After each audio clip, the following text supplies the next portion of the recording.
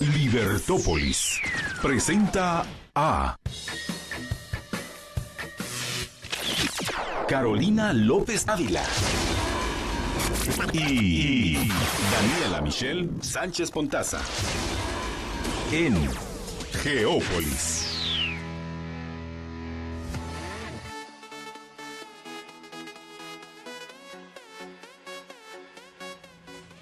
Muy buenas tardes, bienvenidos a su programa de temática internacional Geópolis. Muchas gracias a todos por escucharnos nuevamente en este miércoles 24 de enero, siendo las 5 en punto p.m. Aquí a mi lado tenemos a Carolina López Ávila en micrófonos y en los controles tenemos a Mario Herrera. El día de hoy nos prepara temas muy interesantes, pero antes de mencionarlos queremos disculpar a nuestros radioescuchas. Hoy no nos pudo acompañar nuestro director del programa, Estuardo. Le mandamos un fuerte abrazo.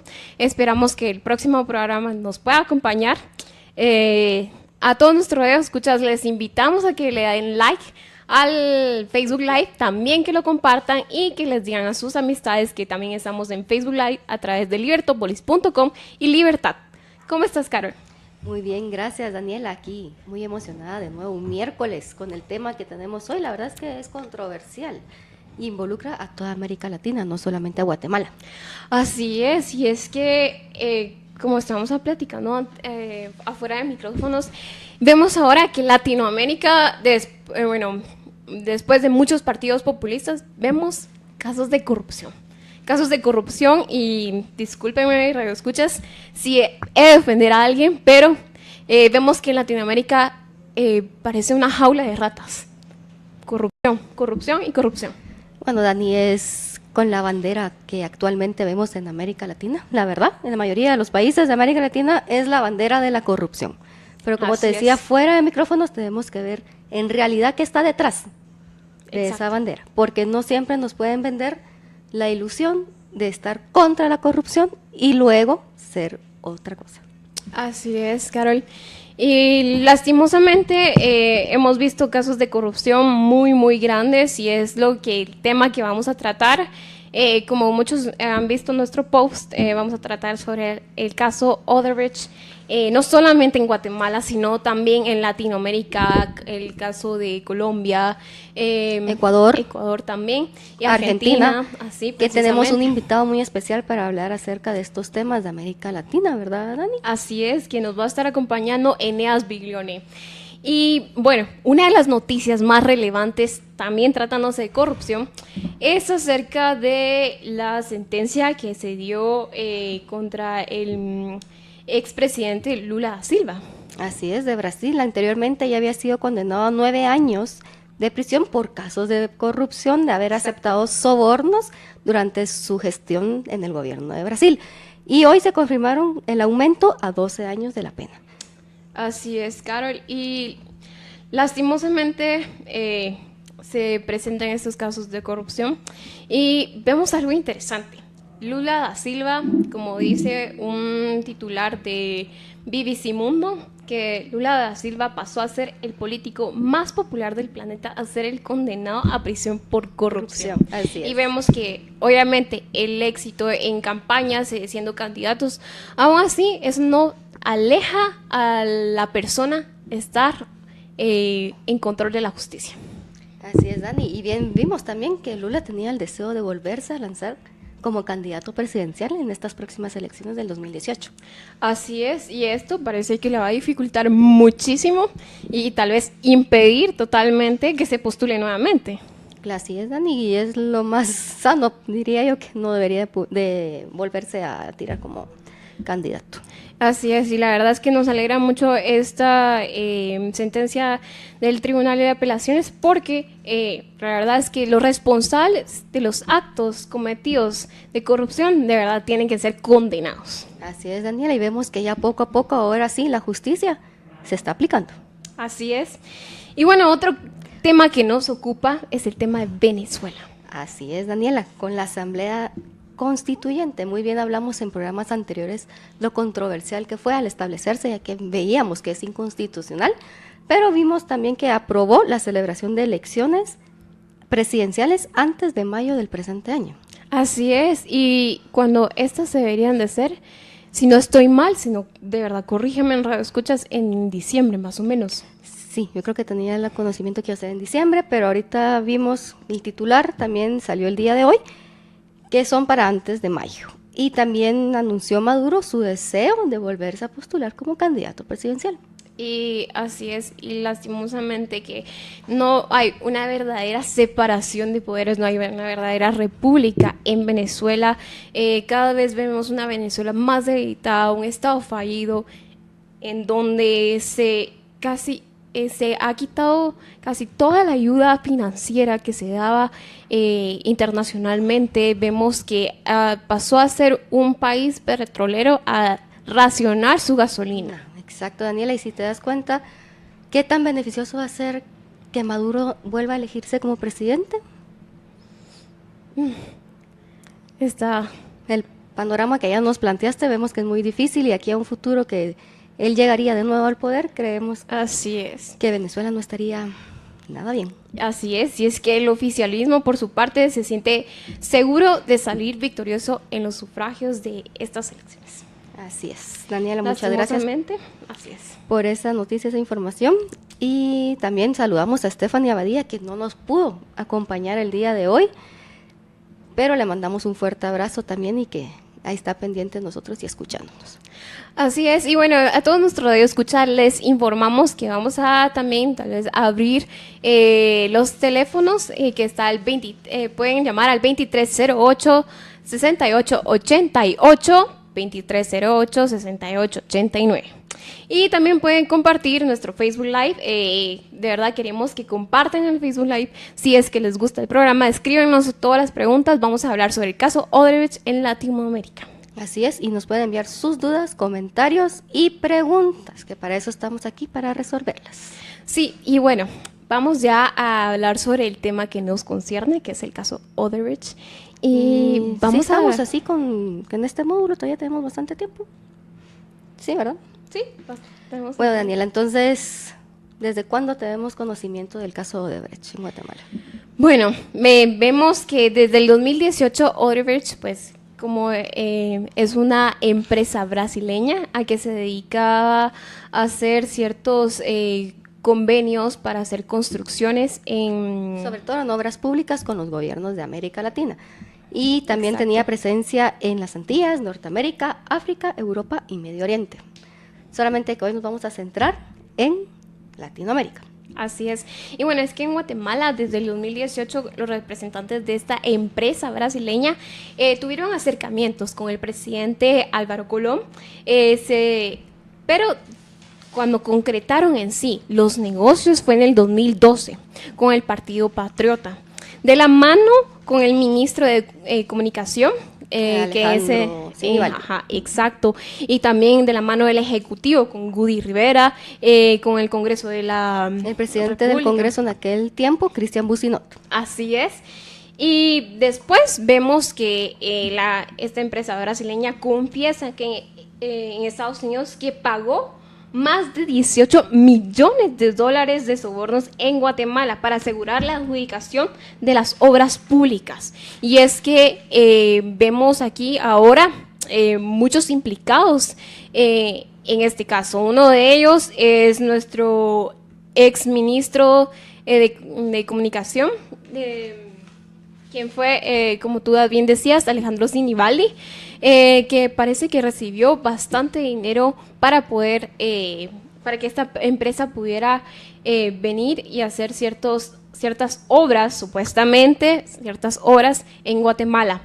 Así es, sobre todo la empresa brasileña, pues para recordar un poco el tema que ya lo habíamos tratado en un programa anterior el año pasado, fue contratada para la ampliación a 4 carriles de la carretera CA2, occidente de Cocales, Escuintla, hacia Tecunumán, San Marcos. Pero ante el escándalo de corrupción que se destapó, dejó abandonado el proyecto en el kilómetro 37 de 140 que era originalmente, lo cual sería un 33% de la obra en total. Así es, pero ahora, hace unos días, pues vino la fiscal general junto a la CICIG y dijeron, bueno, revelaron que el ex candidato presidencial guatemalteco, quien decía ser honorable, que podría realmente ocupar un puesto público tan importante que es la presidencia, y vemos ahora implicado a Manuel Valdizón. Ex candidato presidencial por el partido líder. Y dice que ha recibido al menos 3,6 millones de dólares de la empresa brasileña Odebrecht. Así es, Daniela, y vemos que es una gran cantidad de dinero. Gran cantidad, y no solo eso, Carol. No, en las noticias han salido como sus grandes carros que han tenido, colecciones de carros. Muebles que... Exacto, muebles que uno dice... Ni con el salario juntando de 5 guatemaltecos podrían comprarse tales muebles, casas, mansiones. Tener esa cantidad de bienes. Exacto. Y realmente es doloroso porque aquí en Guatemala todavía nos falta bastante, de verdad. Tenemos... Sobre todo vemos que ese dinero prácticamente es del pueblo, de nuestros impuestos. Y están destinados a otras carteras que podrían ser mejor aprovechadas en lugar de ser este despilfarro de dinero. Así y de fondos. Pero el tema que nos concierne no es tanto Guatemala, sino Latinoamérica. Así es, Daniel, no podemos dejar de lado Guatemala, ya que vimos desde el sábado que se destapó este escándalo. Y sobre todo cuando llegó Manuel Valdizón a Estados Unidos sin su visa. Ajá. Bueno, y que ahora prácticamente pidió asilo político, ya que cree que está siendo perseguido políticamente. Tenemos que aclarar eso para que... Vamos a ver luego Latinoamérica, pero no podemos dejar de lado Guatemala, porque estamos en Guatemala. Entonces, Dani, ¿alguna otra cosa que quieras agregar? No, yo creo que ya... Bueno, también la investigación que se tiene que hacer con los diputados que votaron a favor del contrato de Odebrecht. Así es. Ya sabemos que hubo algún soborno, algún pago para ellos. Y una de las bancadas fue la bancada líder, que se dice que recibió unos 50,000 quetzales para votar a favor de la concesión de Odebrecht. Así es. Lastimosamente no podemos decir que tenemos poderes independientes que van en pro de trabajar realmente por la patria, sino solamente se enfocan a los intereses personales, y así es en todos los países. Vamos a ver cómo es en Latinoamérica, México, también Argentina, Colombia, Ecuador. Y eso vamos a estarlo hablando con nuestro querido invitado Eneas Biglione, que ya lo tenemos aquí conectado. Muy buenas tardes, Eneas, ¿cómo has estado? Muy buenas tardes, Daniela. La verdad que muy bien, un gusto estar una vez más con ustedes en Geópolis. Sí, muchísimas gracias, de verdad, te agradecemos, siempre sos bienvenido. Y bueno... Bueno, Eneas, ya pues, acabas de escuchar nuestra introducción que dimos acerca de Guatemala. ¿Tú tienes algo que agregar sobre nosotros de Guatemala, antes de pasar a Argentina y Ecuador y Colombia? No, bueno, quizás Guatemala realmente está haciendo un trabajo bastante interesante, ¿no? A través de la CICIG. Y la realidad es que no todos los países tuvieron una reacción tan constructiva, la verdad. Y bueno, creo que Guatemala es súper importante que se estén denunciando estas cosas, que la misma justicia guatemalteca esté avanzando con estos temas, porque como vamos a ver en el repaso por América Latina, hay varios países que no le han prestado atención al tema, por lo menos no la justicia de cada uno de los países, sino que todo viene avanzando porque avanza el caso tanto en la justicia brasileña como en la de los Estados Unidos. Con lo cual, bueno, felicitaciones, porque realmente habla muy bien de que hay un esfuerzo por buscar transparencia de actos de gobierno, ¿no? en Guatemala. Así es, Eneas, muchas gracias por tu opinión. Y entonces, Daniela. Bueno, sí, gracias por tu aportación, Eneas, pero lo que queremos centrarnos ahora, nuestra discusión es sobre el caso de Latinoamérica. Vamos a hablar 3 minutos que nos quedan antes de irnos a la pausa, sobre cómo ves la perspectiva en Latinoamérica, no tanto en Guatemala, sino en toda Latinoamérica, sobre este caso, cómo fue manejado, cómo tú miras esto. Bueno, como les comentaba antes, digamos, hubo países que realmente avanzaron con el caso y otros que realmente lo mantuvieron congelado por distintos motivos, ¿no? Aunque finalmente hubo algunos avances. Tanto los Estados Unidos como la República Dominicana como Panamá hicieron un acuerdo de un pago de multas con Odebrecht. Y más allá de eso, no hubo nadie que fuera directamente a la cárcel por el caso. En el caso de los Estados Unidos, se multó a Odebrecht por 2.600 millones de dólares. Y en el caso de los dos países centroamericanos, Panamá básicamente puso una multa de 59 millones de dólares y la República Dominicana una multa de 184 millones de dólares. Y con eso es como que, y bueno, y el compromiso obviamente de colaborar con la justicia brasileña, ¿no? Y con información y demás. El resto de los países es como que ha habido reacciones que no tienen que ver simplemente con compensar de alguna manera monetariamente por el daño, sino además distintos funcionarios, incluso varios expresidentes fueron encarcelados. No sé si quieren empezar, por ejemplo, con el caso de Ecuador, que es uno de los casos interesantes, que en su momento, como había elecciones presidenciales, no se avanzaba nada, se buscaban excusas como para retrasar los juicios y demás. Se decía que las pruebas que habían recibido la justicia ecuatoriana estaban mayoritariamente en otros idiomas, en inglés, en portugués, y así lo lograron retrasar hasta después de las elecciones en las que fue electo el actual presidente Lenín Moreno, en situación bastante poco dudosa, ¿no? Una fuertísima acusación de falta de transparencia en el resultado de las elecciones, pero bueno, la cuestión es que asumió Lenín Moreno, automáticamente a los pocos días suspendió al vicepresidente Jorge Glass, y hace muy pocas semanas el vicepresidente Jorge Glass, que había formado parte de la administración de Rafael Correa, fue condenado a pagar 33 millones de dólares de multa junto con otras 6 personas y a 6 años de cárcel, ¿no? Con lo cual, también hubo, como por así decir, un mal timing para algunos países, tratar de manera judicial este tema, ¿no? Como vemos en el caso de Ecuador.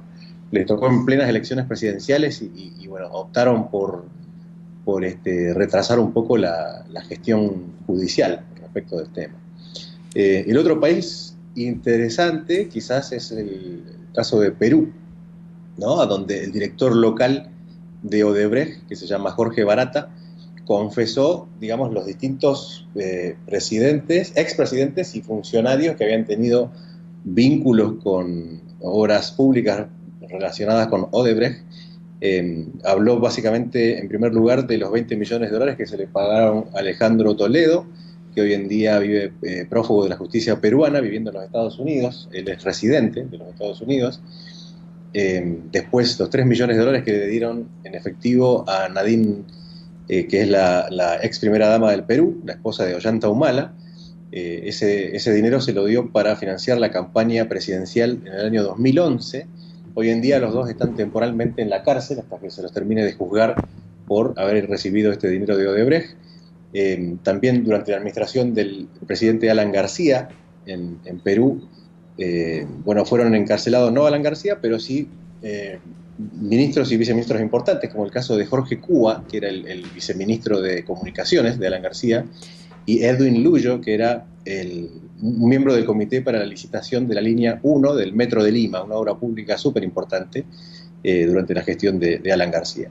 Y habrán visto en las últimas semanas todo el escándalo que casi termina con la remoción del actual presidente peruano, Pedro Pablo Kuczynski, que prácticamente quedó con un pie fuera de la presidencia. No sé si lo vieron en los medios.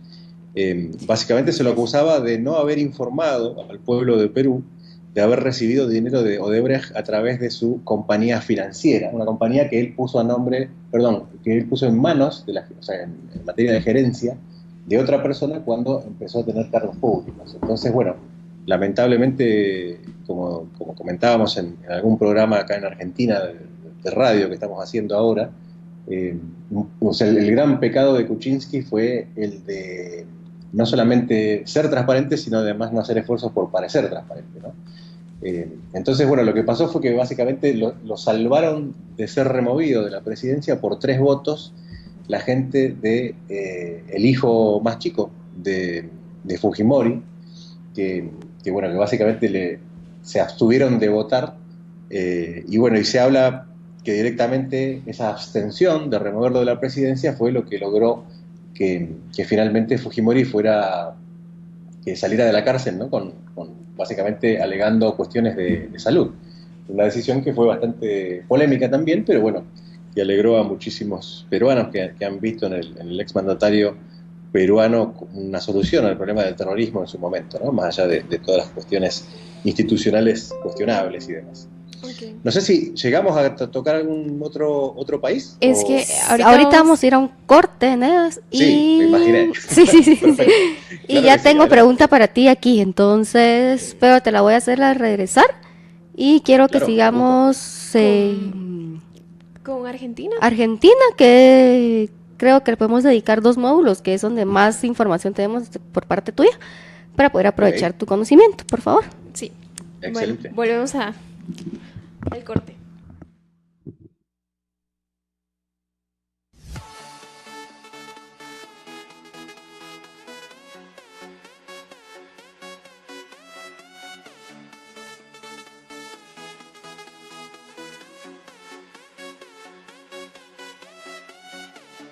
Estás escuchando Geópolis. Visita nuestra fanpage facebook.com/geopolis.com. Dale like y haz tus comentarios acerca del programa.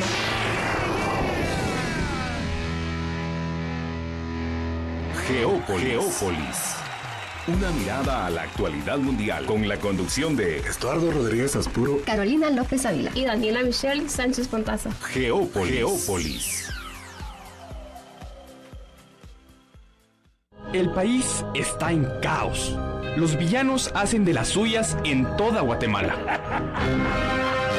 El gobierno brilla por su ausencia. Y ante este caos, ¿quién podrá defender la vida, la propiedad y la libertad? Los valientes y capaces son los héroes de la libertad. Héroes sin antifaz. Héroes que dan la cara y el nombre todos los días en la batalla de las ideas. Pero lo triste es que muchos se pierden en el circo y olvidan lo importante, sus seres queridos. ¿Y tú vas a apoyar a los villanos que nos están llevando al precipicio o te convertirás en un héroe de la libertad? Se necesitan más héroes para ganar la batalla de las ideas. Y solo en Libertópolis la estamos dando. Únete a Libertópolis. #LiberHéroe.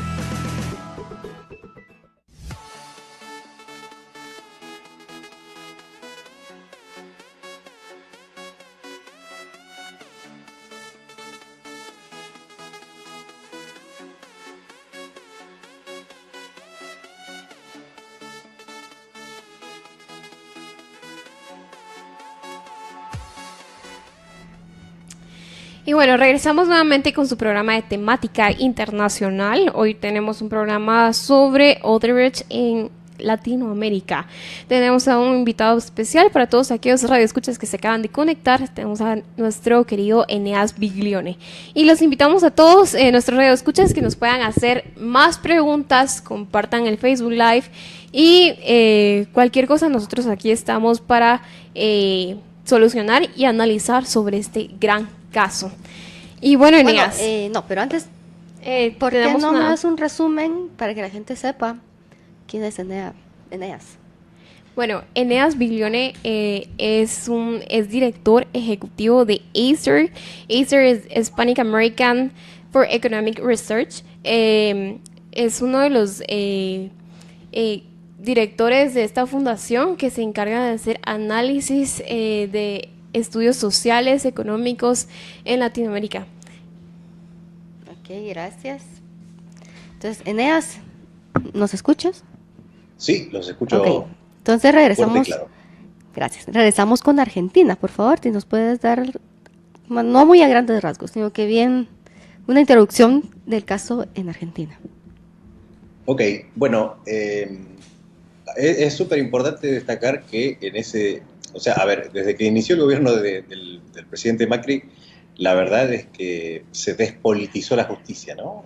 O sea, es importante que los oyentes de ustedes entiendan que durante la época de Cristina Fernández de Kirchner, al igual que en Brasil, en la época de Lula da Silva y Dilma Rousseff, el gobierno tenía un pie, o sea, el Poder Ejecutivo tenía un pie muy fuerte por encima de la justicia, con lo cual ellos habilitaban que avanzaran determinadas causas, y todas las causas que tenían que ver con sus funcionarios, básicamente se frenaban, o había un secreto de sumario, etcétera, ¿no? Que eso un poco es importante recalcar, digamos, en el comentario que ustedes hicieron al comienzo sobre cómo viene el juicio de Lula da Silva. Es importante recalcar que todo este escándalo de Odebrecht se abre o avanza de alguna manera porque se desclasifican 78 audios, entre ellos todos los audios de Marcelo Odebrecht, confesando país por país, y luego también sus cómplices, obviamente, o sea, sus representantes en cada uno de los países involucrados, quiénes son los funcionarios, cuánto es el dinero que se pagó y cuáles fueron las obras públicas que se compraron, entre comillas, ¿no? Porque se salteaba de alguna manera ilegalmente el proceso de licitación. Entonces, la justicia argentina hoy en día, precisamente por este esfuerzo de desclasificación de juicios y simplemente descajonear, en Argentina se dice cajonear un caso cuando básicamente entra en un proceso burocrático tan grande que no avanza en absoluto, se puede decir que, bueno, se han descajoneado una cantidad de casos de corrupción tan grandes, sobre todo vinculados al partido de Cristina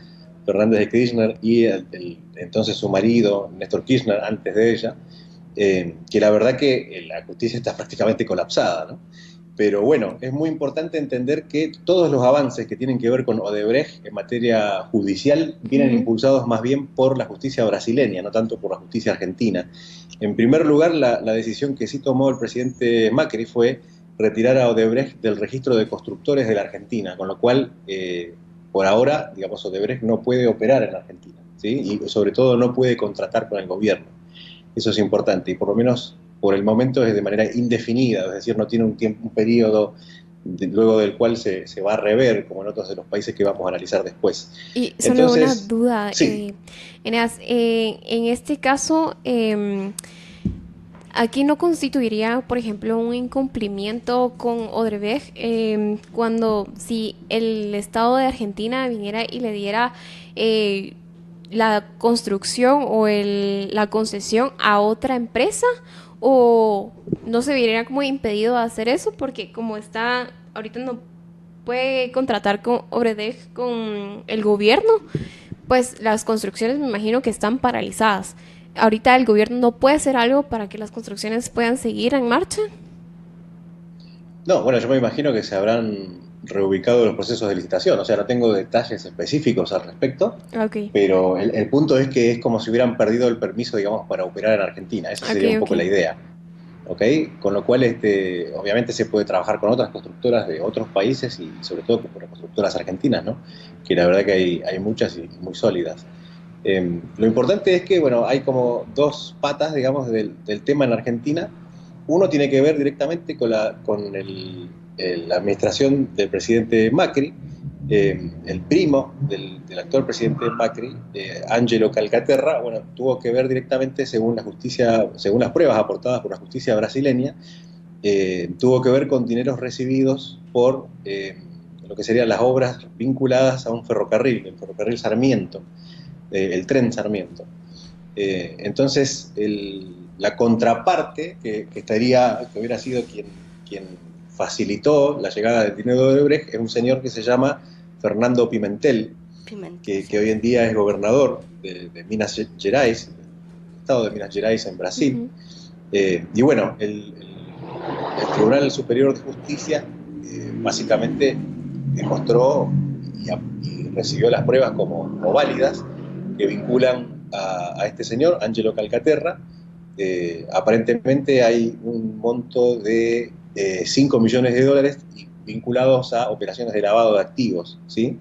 Esto fue entre el año 2011 y 2012, con lo cual en ese momento el presidente Macri no era presidente, ¿verdad? Era intendente de la ciudad de Buenos Aires, si no me equivoco.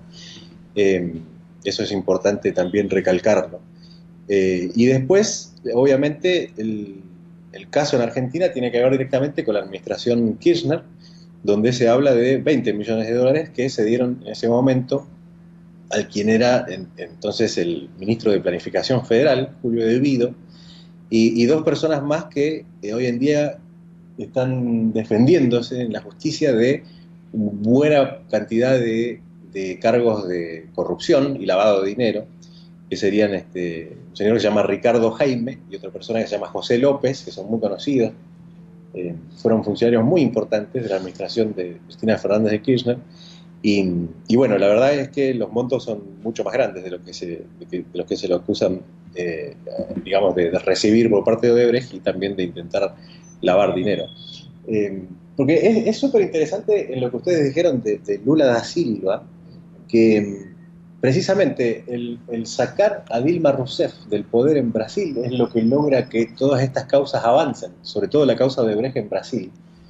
Y al mismo tiempo también es importante entender que todo empieza con una operación de investigación en Brasil de lavado de dinero, de fuertes sumas de dinero, que no se entendían bien de dónde venían. Todo empieza con un grupo grande de compañías de lavado de autos, ¿sí? Una operación que se llama Lava Jato se escribe en español, Lava Jato en portugués de Brasil.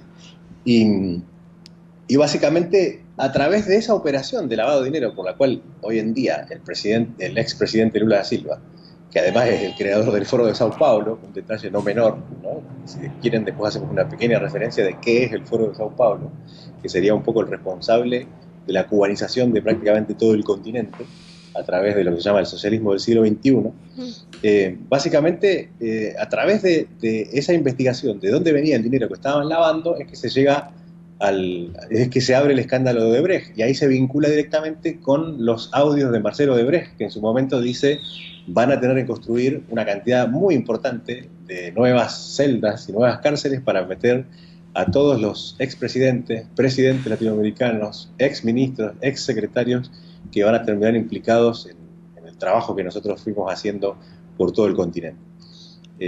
Entonces, realmente es espectacular realmente todo las implicancias de esto de Odebrecht, ¿no? para el continente americano, la verdad.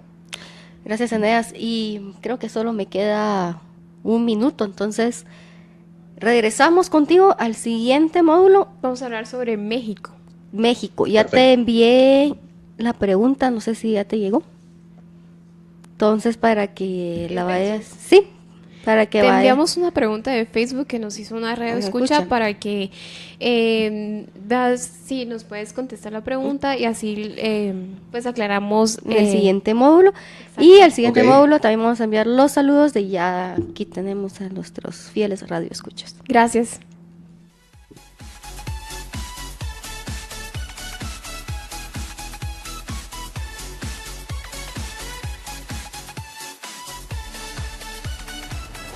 Geópolis. Siga en sintonía de Geópolis, un programa de temática internacional. Solo por libertópolis.com. Geópolis. Programa de temática internacional. Una mirada al acontecer mundial. Geópolis. Siga en sintonía de Geópolis, un programa de temática internacional. Quiero vivir en una sociedad de personas responsables una sociedad de personas responsables y libres que busquen su propia felicidad. Su felicidad. Su propia felicidad. su propia felicidad. ¿Sabes quién podría decirme cómo podría yo existir si ya no está mi libertad, mi libertad, mi libertad, mi libertad?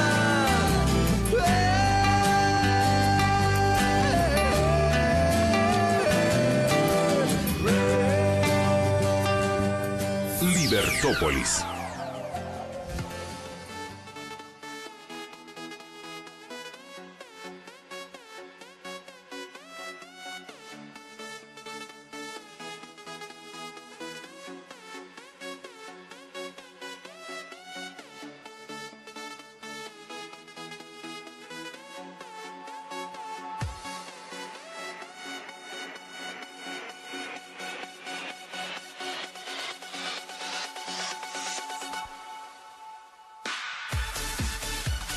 Y volvemos nuevamente con su programa de temática internacional. Para todos nuestros radioescuchas que se vuelven a conectar, pues les comentamos que seguimos hablando sobre este caso de la empresa brasileña Odebrecht, que está pasando factura a todos los funcionarios corruptos de Latinoamérica, así como los presidentes, vicepresidentes, diputados, ministros, que ahora vemos que están implicados en investigaciones y por casos de sobornos de esta empresa, corrupción y otros delitos que realmente es preocupante. Vemos que está implicando México, Guatemala, Panamá, Argentina, Perú, Brasil, entre otros. Así es, Dani, y bueno... Vamos a mandar algunos saludos. Sí, pero antes vamos a, como siempre nos mantenemos como al tanto del acontecer. Estamos siguiendo también la conferencia de prensa que está realizando ahorita el Ministerio Público en conjunto con el jefe de la CICIG, en donde se está precisamente tratando el tema de Odebrecht, ¿verdad, Dani? Así es, y ahorita se está dando una conferencia de prensa en que la Fiscalía, tanto la Fiscalía como la CICIG están dando a conocer algunos resultados de su investigación. Parece que el sábado se efectuaron 10 allanamientos, uno de ellos en la casa de Manuel Valdizón. También se ha dicho que esta empresa actuó mediante 2 sociedades anónimas y actualmente pues las oficinas que están por este sector, por la zona 9, si no estoy mal, o zona 10. Zona 10, si no estoy mal, la verdad. Pues están completamente vacíos, no hay absolutamente nada, solo quedaron cables colgando y no pudieron pues rastrear tanto de información en ese sentido, pero ahorita están hablando sobre los allanamientos que han estado efectuando y sobre más resultados de las investigaciones. Vamos a seguir dándoles información. Y bueno, regresamos nuevamente con Eneas Biglione a hablar acerca de México, uno de los países que muchos reclaman porque dicen, bueno, no se ha dado tanta investigación per se como se debería dar, tanta importancia. Y bueno, te queríamos preguntar si esto es así, Eneas, o tú tienes algún otro punto de vista. Sí, a ver, antes de cortar el anterior bloque, me decían que había una pregunta. Yo creo que tiene que ver lo que me decís con la pregunta esta, ¿no? Uh-huh. La pregunta es si alcanzaría con multas, si no constituye un delito en distintos países, como por ejemplo Brasil, o si hay otro tipo de consecuencias. A ver, obviamente la legislación de cada país varía, y en eso es muy importante, digamos, referirse a las leyes vigentes en cada país. Se puede decir que hay como 2 aristas de este tema. Yo no soy abogado, pero lo voy a intentar explicar de la mejor manera posible. Uh-huh. En primer lugar, tenés, digamos, lo que sería el daño que se le causa a los contribuyentes de cada país al contratarse una licitación pública con una empresa que no necesariamente es la más eficiente o la que mejores costos plantea para una obra pública específica. Con lo cual ahí está donde sería el pago de las sumas de dinero que hablamos al comienzo, en el caso de Estados Unidos, de Panamá y la República Dominicana, que lo único que establecieron fueron multas. Entonces lo importante es que la empresa, digamos, de alguna manera compensa a los contribuyentes precisamente por haber ganado licitaciones de manera, digamos, de manera corrupta, pagando los sobornos de los que hemos hablado. Por otro lado, después tenés, por ejemplo, un país que me pareció modelo, la reacción es el caso de Perú, que por ejemplo estableció la inhabilitación de los funcionarios para ejercer puestos públicos, digamos, de manera indefinida, para aquellos funcionarios vinculados a estos casos. Después tenés, por ejemplo, el caso de Colombia, que la pregunta es si los montos dados, como tuvieron que ver con campañas presidenciales, precisamente la campaña del presidente Juan Manuel Santos, después si quieren hablamos de Colombia más específicamente, si esos montos exceden el monto máximo que se puede contribuir a una campaña presidencial. Entonces ahí es como que el Tribunal Electoral debería estar estableciendo, digamos, si fueron violadas las leyes de contribuciones electorales de cada país. Y por otra parte, el gran debate de fondo es de quién es la responsabilidad cuando un ministro o un secretario o un subsecretario cometen un error. Desde ese punto de vista, Un caso que es súper importante es el caso de la remoción de Otto Pérez Molina en Guatemala. Me parece a mí que de alguna manera fue tan importante, porque, bueno, esto se lo comento, obviamente ustedes saben perfectamente a qué me refiero, pero lo comento para la audiencia internacional, como la señora Roxana Valdetti había cometido un acto bastante poco feliz de pedir dinero para facilitar importaciones y digamos lo que serían contratos de comercio internacional de Guatemala con el mundo. Básicamente la sociedad civil guatemalteca hizo responsable al presidente Pérez Molina por haber puesto a esta mujer en ese puesto, y eso terminó con la remoción del presidente antes de terminar el periodo, ¿no?, presidencial.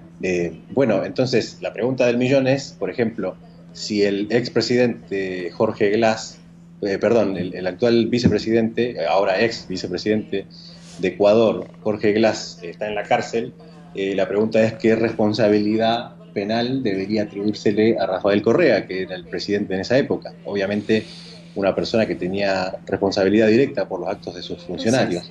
Con lo cual es la misma pregunta que podríamos repetir en todos y cada uno de los países. Desde mi punto de vista, y tratando de apelar a una sociedad libre, digamos, con un gobierno limitado y un Estado de Derecho fuerte, yo creo que no hay ninguna duda de la relación directa que tienen los expresidentes en los delitos cometidos por sus funcionarios.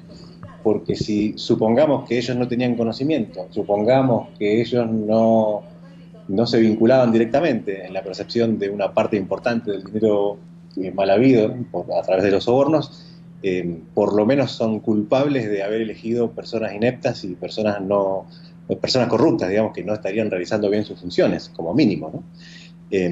Con lo cual, idealmente, como ya les digo, debería mediar una compensación a los contribuyentes, la inhabilitación de esos funcionarios para ejercer cargos públicos, la cárcel, en el caso de los países que tengan leyes anticorrupción fuertes y claras, y al mismo tiempo la responsabilidad de sus jefes directos, ¿no?, que en este caso eran todos los expresidentes, digamos, que formaban parte del grupo que llamamos socialismo del siglo XXI, ¿no?, en toda la región.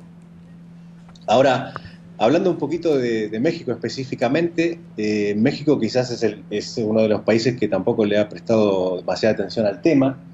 Hay un señor que se llama Emilio Lozoya Austin, que es el director de Pemex en ese momento, que está vinculado con el PRI, que básicamente es la persona encargada de recibir los dineros de Odebrecht. Sí. Y mucho tuvo que ver en México, digamos, lo que se llamó las obras de ampliación de una refinería que se llama Miguel Hidalgo.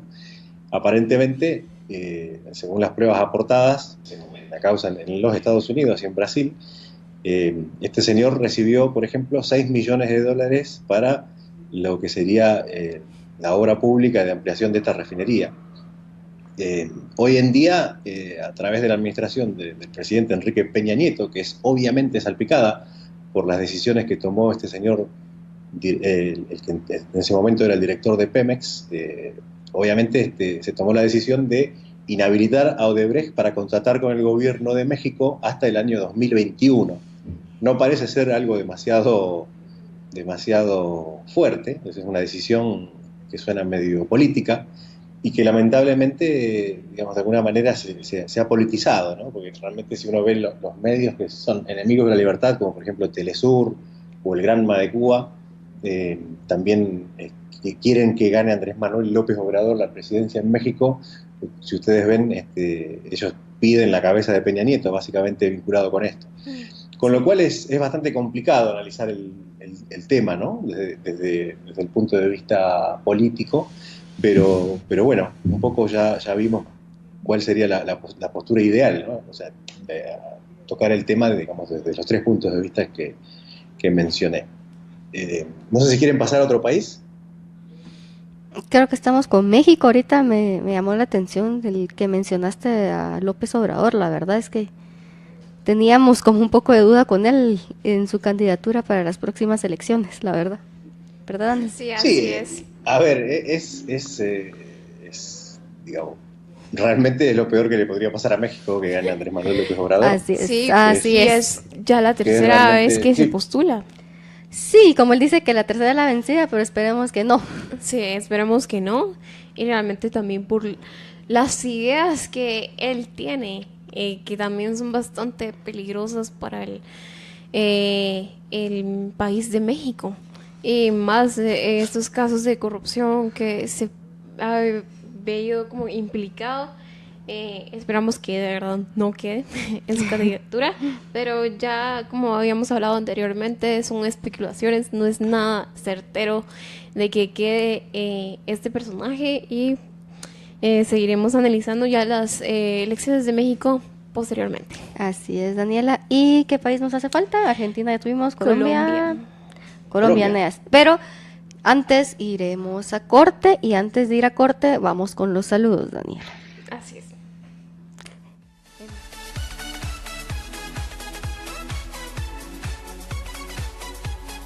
Estás escuchando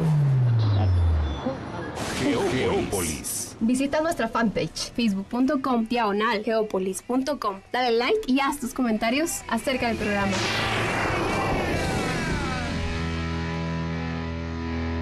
Geópolis. Una mirada a la actualidad mundial con la conducción de Estuardo Rodríguez Aspuro, Carolina López Ávila y Daniela Michelle Sánchez Pontaza. Geópolis. Siga en sintonía de Geópolis, un programa de temática internacional. Solo por libertópolis.com. Geópolis. programa de temática Una internacional. mirada al acontecer mundial. Geópolis. Siga en sintonía de Geópolis, un programa de temática internacional.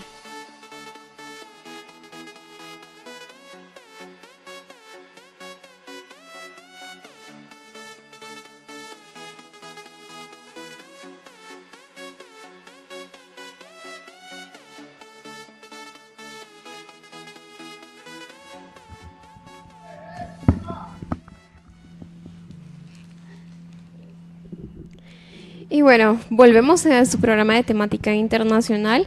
Les comentamos a todos nuestros radioescuchas que tenemos algunas noticias acerca del caso Odebrecht, pero aquí en Guatemala. ¿Es así, Carol? Así es, Daniela, pero como siempre, saludamos. Pero no vamos primero con las noticias de Guatemala antes de... No, tenemos los saludos ahorita y ya después vamos con Guatemala para terminar el programa. Entonces, saludamos a Ángela Fernández, que fue la que nos envió la pregunta. Muchas gracias. También a Marvin Alegría, un fuerte abrazo y gracias por ser tan fiel radio escucha de nosotros. Estuardo, que ya nos comentó, claro. Gabriela Chinchilla, y no sé si tienen salir más. Sí, también mandamos saludo a Luis Per, le mandamos un fuerte abrazo, y también le mandamos saludos a Estuardo Rodríguez Aspuro. Así es, Daniel, muchas gracias. Sí, y entonces, bueno, vamos ya a lo que nos concierne, que es lo que está pasando y lo que están declarando la Fiscalía y la CICIG. Así es, aquí estamos en tiempo real, siguiendo la conferencia de prensa, y creo que tenemos algunos datos ya que han dado aquí el Ministerio Público y la Fiscalía. Dale, por favor. Ahorita no me carga, pero si quieres hacer los sindicados. Dale. Bueno. Sí.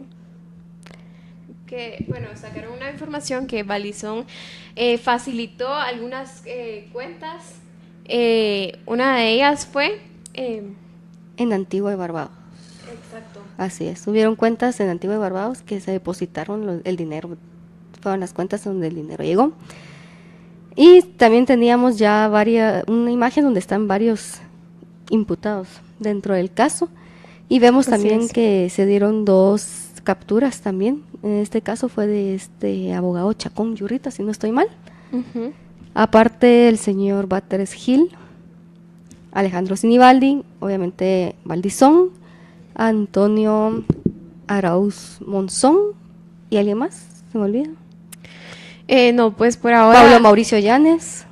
Por ahora estos son las información que nos ha dado la CICIG, y también tenemos uno de ellos que, como habíamos dicho, que Manuel Valdizón pues recibió bastantes pagos procedentes de la entidad Odebrecht, y es realmente alarmante porque... Sí, ¿qué dice cabal? Que la relación que hubo entre Batres, Sinibaldi y Valdizón se debe principalmente a la colaboración entre empresas y facilitando las cuentas bancarias de las mismas, recibiendo los sobornos. Así es, y hay varios implicados, no solamente los ministros y ex candidatos a la presidencia, sino también tenemos a bastantes diputados del Congreso que recibieron sobornos para que aprobaran el decreto para la concesión. Así es, Daniela, y por el momento solo eso. Así es, publicaron también cerca de las cuentas que recibieron los sobornos del 2015. Ahí están publicadas en la información. Pueden ver también en Emisoras Unidas, Soy 502, que están lanzando bastante información acerca de este caso. Y bueno, vamos a regresar ya al tema sobre Odebrecht, pero Latinoamérica y Colombia. Eneas, por favor. Sí, bueno, en el caso de Colombia hay 100.000 millones de pesos colombianos, es decir, unos 30 millones de dólares que fueron recibidos por distintos funcionarios, de los cuales se destacan $1 millón que fue recibido para la campaña presidencial 2014 del actual presidente Juan Manuel Santos. Se determinó a través de la justicia colombiana que fue el ex congresista Otto Bula quien recibió $4,6 millones de Odebrecht, y de ahí le dio $1 millón a la campaña, que utilizaron, según la gente del equipo de Santos, para imprimir unos volantes. La verdad que unos volantes deben haber sido bien lindos, ¿no? Porque $1 millón en volantes, la verdad que deben haber estado bien buenos. Hoy en día Otto Bula está en la cárcel y hay distintos funcionarios menores también, funcionarios vinculados a la construcción de obras públicas en Colombia, que están detenidos. Sí. Para resumir, se puede decir que todos los partidos políticos colombianos están salpicados de una manera o de otra, y si todo evoluciona como viene hasta el momento, se condenaría a Odebrecht a no poder operar en Colombia por los próximos 20 años. Eso es lo que establece la ley colombiana. Y un dato importantísimo, que lo reveló la revista Veja, ¿no? La revista Vea sería en español, de Brasil, que es una revista muy importante, muy seria, que hace investigaciones realmente importantísimas para garantizar la democracia y la libertad de Brasil, dijo que durante los 20 años que hace que Odebrecht opera en Colombia, ha pagado un impuesto revolucionario a las FARC, ¿no? Que son los terroristas de las Fuerzas Armadas Revolucionarias de Colombia, que trabajan, que operan en Colombia de una manera tan impune y demás, ¿no? Ese es un impuesto que les pagaban para que ellos les cuidaran las obras vinculadas a autopistas, sobre todo las autopistas que unen el centro del país y la costa del Caribe en Colombia. Así es, bueno, y bueno, no sé si nos podrías como ahondar un poco el tema de República Dominicana, que también se está dando este caso. Sí, lo que yo les decía, Dominicana, Panamá y Estados Unidos son los países que arreglaron, así por así decirlo. O sea, se quedaron con básicamente un pago grande para compensar a los contribuyentes. República Dominicana es un país pequeño, es un país bastante corrupto. Hubo, digamos, bastante... Al comienzo, apenas saltó todo este tema, pareciera como que, o sea, lo que parecía era que el presidente actual no estaba realmente muy feliz con digamos, toda esta información que estaba saliendo en los medios y demás. Hubo un periodista incluso que lo mataron en radio, no sé si ustedes se acuerdan, mientras estaba haciendo el programa, que habló del tema. Y bueno, la realidad es que todo medio se tapó y la verdad es que no terminó realmente nadie en la cárcel en la República Dominicana. Esto es importante, es importante entender que la justicia de los Estados Unidos fue realmente la que le dio muchísima fuerza al tema. El Departamento de Justicia fue el que colaboró muchísimo para contribuir con pruebas, digamos, a las distintas causas en los distintos países, obviamente también basados en las declaraciones de Marcelo Odebrecht y sus cómplices, pero bueno, esto es algo que se realizó hace unos meses, ¿no? Por eso es que no estamos viendo noticias vinculadas a Odebrecht con Dominicana ni con Panamá. La Fiscalía, digamos, estableció fondos de reparación. En el caso específico de la República Dominicana, el fondo de reparación empieza con un pago inicial de $30 millones y el resto de los $184 millones que habíamos mencionado se van a pagar en cuotas de 8 años, digamos, pagos anuales. Es decir, que en enero del 2025 Odebrecht va a haber terminado de pagar para compensar a los contribuyentes dominicanos. Muchísimas gracias, Eneas. Y bueno, ya llegamos al final de nuestro programa, pero una de las cosas que queremos recalcar es hay un último comentario que tenemos que mencionar de la conferencia de prensa, en que dice: el contrato con Odebrecht sigue, debe terminar la obra y si lo que falta por pagarles es más de 17,9 millones, lo cual se pagó en sobornos, no podrán cobrar monto diferencial a Guatemala, según acuerdos. Bueno, y gracias, Carol. Y bueno, lo que estaba diciendo es que la lucha contra la corrupción en nuestro país y también en los países de Latinoamérica tiene que dejar de estar basada solamente en apariencias, sino y venir a estar basada más que todo en centrarse en querer un Estado realmente de derecho, de basarse en el gobierno de las leyes y no el gobierno de la voluntad ni de los intereses políticos de los demás, sino realmente tener una gran necesidad de hacer cambios correctos y realmente erradicar la corrupción en los países de Latinoamérica y también en nuestro país. Y tenemos una última noticia. No es un comentario. Odebrecht debe devolver al Estado una suma de $17.900.000, cabal, por el concepto de acuerdo de los 2 testigos preliminares del caso, según la fiscal general. Y muy bien decías, Dani, hay que dejar que la justicia deje de ser selectiva y en realidad vayamos por los casos que tenemos todavía aún pendientes en corrupción. Así es, y que se sigue sobre todo el debido proceso. Ahorita estamos en el principio de presunción de inocencia. Todavía no sabemos realmente quiénes realmente son los implicados del caso, quiénes son los responsables de los delitos cometidos, pero la verdad nos alegramos también de las capturas que se han hecho pero que se respete precisamente el derecho de presunción de inocencia, porque hasta que no se pruebe lo contrario sabemos que es inocente. Entonces, exacto, que estemos bajo el marco de Estado de Derecho que nos tiene que garantizar y que la justicia sea imparcial. Así es, y que seguimos denunciando, seguimos hablando, discutiendo las ideas y realmente respetando siempre la presunción de inocencia. Y te agradecemos bastante, Eneas. En serio, es un placer tenerte aquí nuevamente en micrófonos en este nuevo año. Esperamos tener mucho más programas contigo y te agradecemos. Si hay algún comentario que quieras hacer extra acerca de la lucha con corrupción, es bienvenido.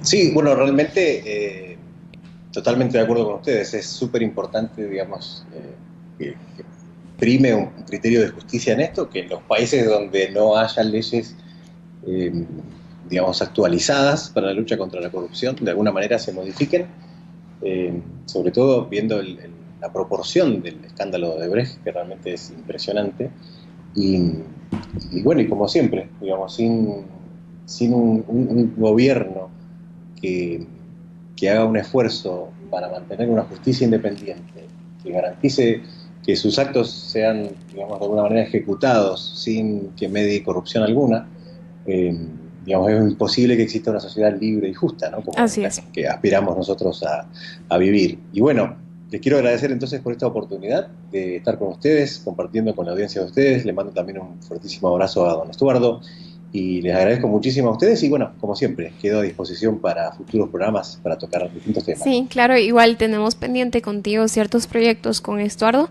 que ya los estamos organizando y nos seguimos hablando. Muchísimas gracias y gracias a todos nuestros escuchas. Los esperamos el siguiente miércoles a las 5 p.m. Recuerden que nos pueden escuchar también el lunes, que también se van a estar haciendo las repeticiones. Muchísimas gracias y compartan el Facebook Live. Muchas gracias, Daniela.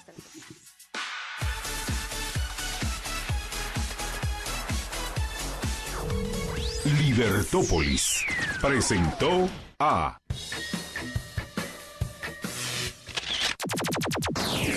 Carolina López Ávila y Daniela Michelle Sánchez Pontaza en Geópolis.